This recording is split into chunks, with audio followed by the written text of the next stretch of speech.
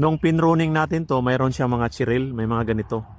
Nagdevelop pa rin siya. Mayroon siya mga bulaklak. Ito. Yan. Nagdevelop pa rin siya.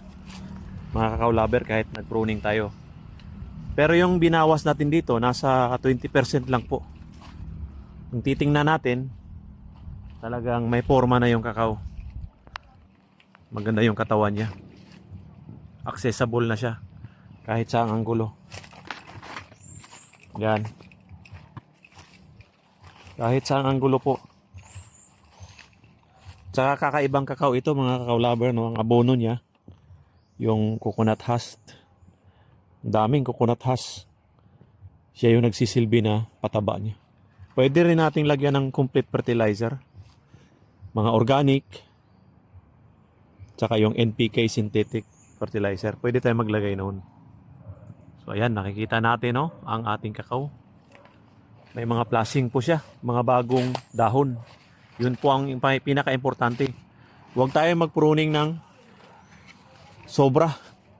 Tinatawag na over-pruning. Kinakalbo ang kakao. Bawal po yun.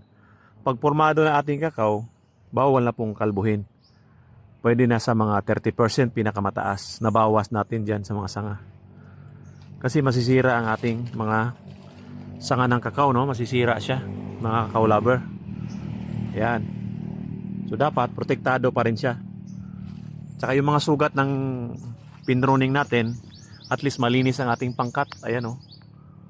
Yung ginamit nating pruning saw o lagaraw o lagari, dapat malinis yun. Hindi siya contaminated sa ibang mga sakit, di ba? Yan. Yan na po ang forma sa ating kakao. Papagandahin natin yung mga dahon niya. Saka magdadala na siya ng mga bunga. Nasa dahon po ang magandang bunga. Magandang dahon, magandang katawan, maganda rin yung bunga. Alright? Okay.